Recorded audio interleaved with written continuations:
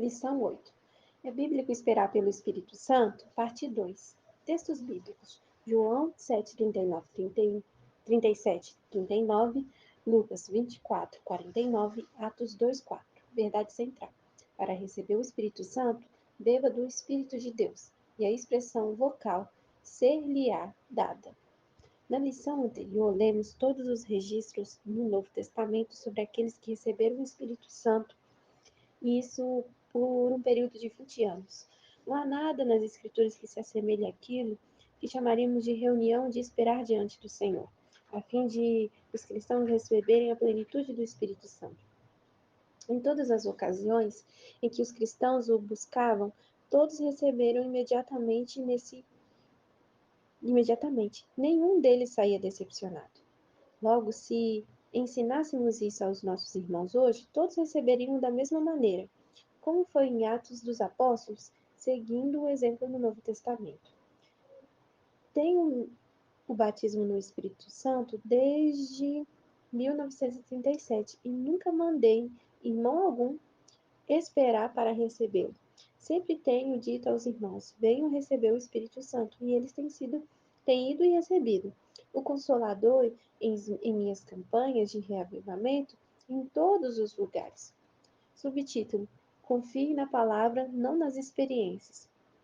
A igreja do primeiro século não tinha qualquer método de ensaio, nem errava ao buscar o batismo no Espírito Santo. Não se chegavam a ele e depois saíam vazios. Devemos seguir os ensinos bíblicos e contar às pessoas o que diz a palavra de Deus. Com demasiada frequência, os indivíduos dizem aquilo que pensam, demonstram sua teoria ou contam sua experiência. Paulo, no entanto, aconselhou Timóteo: prega a palavra. Em 2 Timóteo 4:2. O apóstolo não disse: Timóteo, mostre sua teoria no tocante a determinada questão. A pregação de teoria simplesmente produz dúvidas e incredulidade. Os fatos das Escrituras produzem fé, por isso a palavra relata, de sorte que a fé é pelo ouvir e ouvir pela palavra de Deus. Romanos 10:17. Está certo referir-se às experiências, mas devemos engrandecer a palavra acima de qualquer vivência. Cada um terá a própria experiência quanto ao modo de receber o batismo no Espírito Santo, pois elas podem ser diferentes. Todos falaremos em outras línguas, mas alguns terão dons adicionais. Isso não significa, no entanto, que um cristão receberá mais do Espírito do que o outro.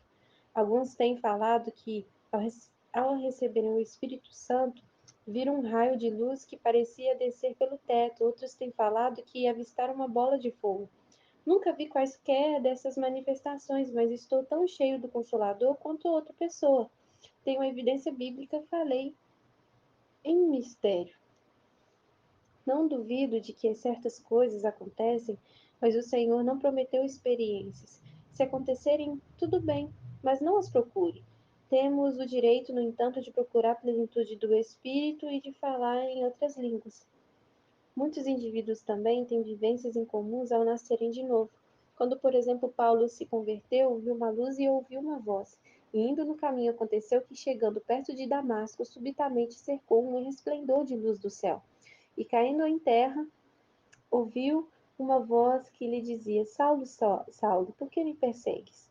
Atos 9, 3 e 4. Eu, porém, ao nascer de novo, não vi luz ou ouvi voz alguma, mas estou salvo tanto quanto o apóstolo está.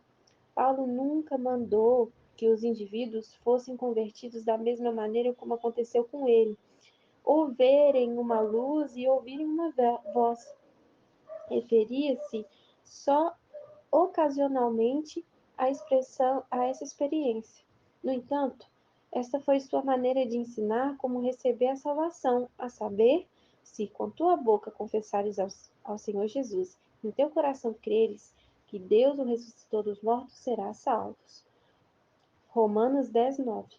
Damos graças a Deus pela experiência de Paulo, quanto ao modo dele receber o Espírito Santo, mas não devemos exaltar uma prática condição de norma.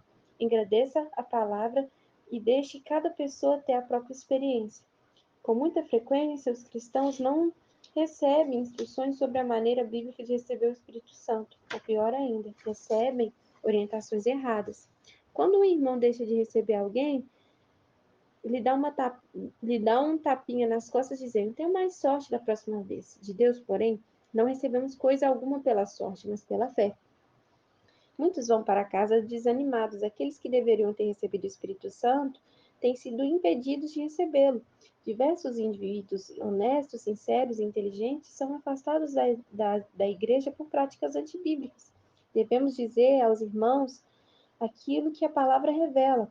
A exposição das tuas palavras dá luz. Salmo 119, 130. As instruções corretas pouparão os indivíduos de muitas horas de sacrifício em vão.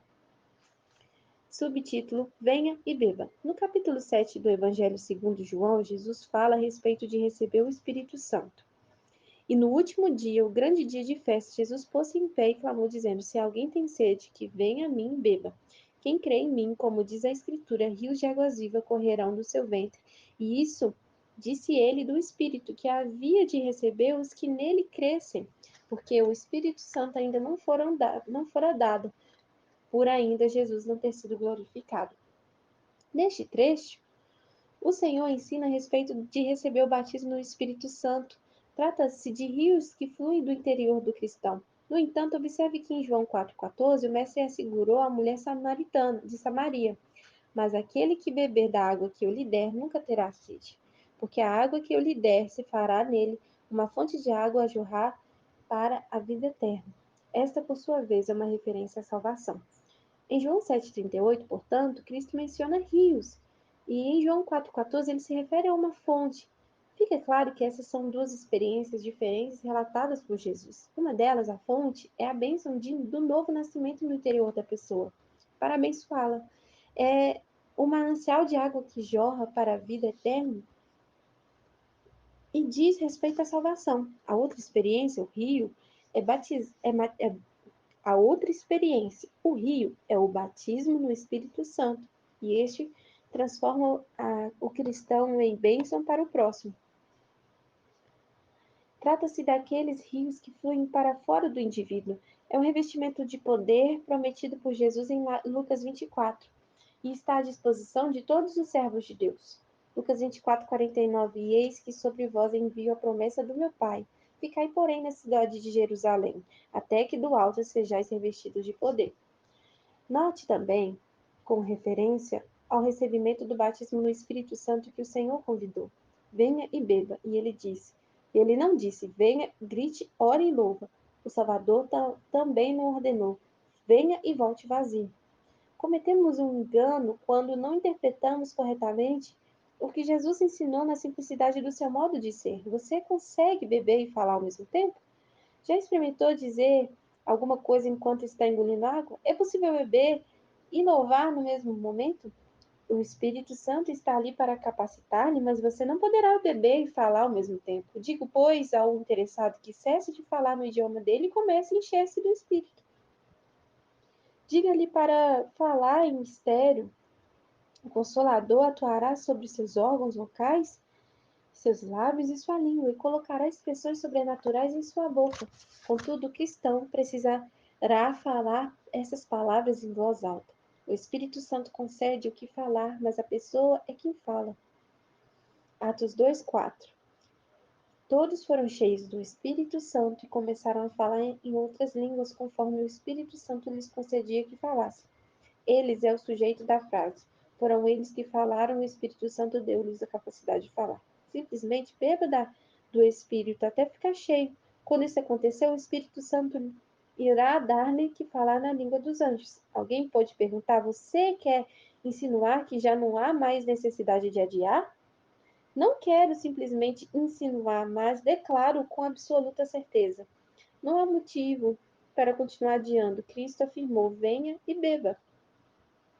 Quanto tempo é necessário para beber água? Jesus disse que é igualmente fácil beber ou ficar cheio do Espírito. Por outro lado, beber e ficar repleto d'água é um ato que costumamos fazer e não algo feito pela água. Beber e encher-se do Espírito é, pois, uma coisa que você pode fazer e não apenas o que o Espírito Santo realiza. Subtítulo: Plenitude do Espírito Santo, uma dádiva. Nada pode realizar para merecer o Espírito Santo, assim como não há o que fazer para merecer salvação.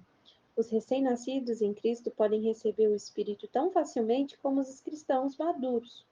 Não o recebemos porque fomos formados com um maravilhoso grau de espiritualidade, além de todas as demais pessoas, de tal maneira que Deus nos coloca um selo com o rótulo de perfeitos.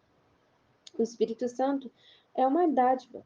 Pedro disse: Arrependei-vos e cada um de vós seja batizado em nome de Jesus Cristo para o perdão dos pecados e recebereis o dom do Espírito Santo. Atos 2:38.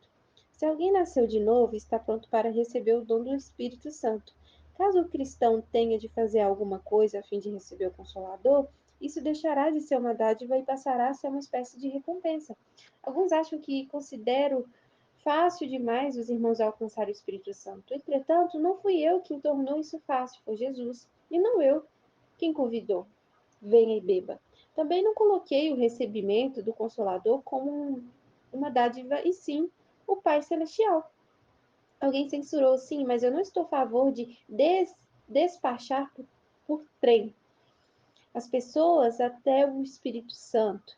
Se despachar por trem significa levá-las mais rapidamente a ter a plenitude do Espírito Santo, pergunto se aquele homem é favorável a fazer o mesmo com os indivíduos para conduzi-los à salvação? Acha acertado levá-los a serem salvos tão rapidamente quanto possível para garantir que não haja uma demora durante a qual poderiam morrer e ir para o inferno? Considera que é bom despachar os doentes por trem até a cura, ou devemos deixá-los sofrer mais um pouco? A salvação, a cura e o Espírito Santo são dádivas. Podemos receber uma bênção tão rapidamente quando recebemos outras. Ao lermos livros de Atos dos Apóstolos, vemos que a igreja dos primeiros cristãos favorecia levar as pessoas e receberem a plenitude do Espírito Santo tão rapidamente quanto as levava à salvação ou à cura. Já demonstramos isso na nossa lição anterior.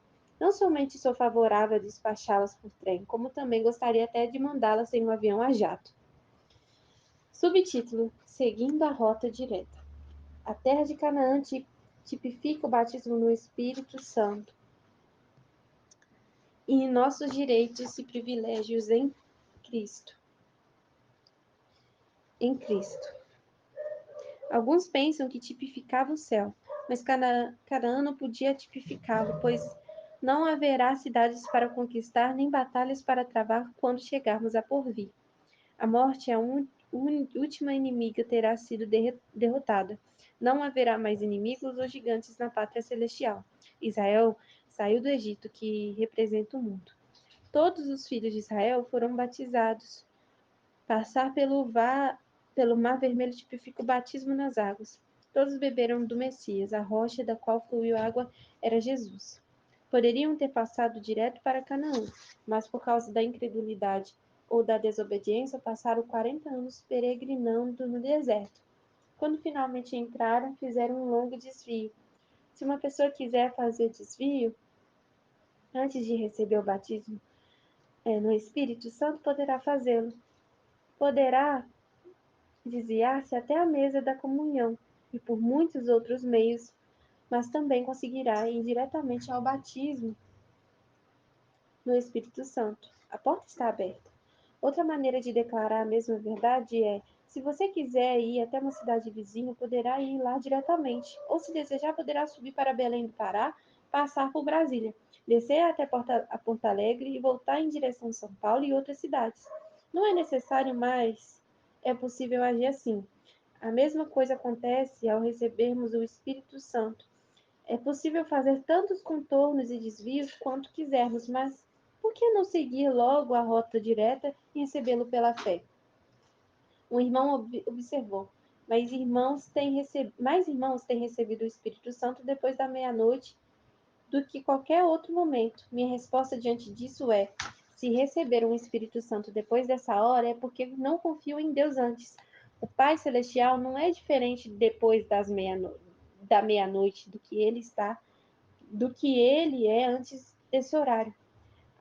Ainda aqueles que alertam, tome cuidado para não ficar na carne, mas não podemos receber o batismo no Espírito Santo por qualquer outra maneira senão por meio do corpo. Toda pessoa, ao receber o Espírito Santo, estava na sua própria carne.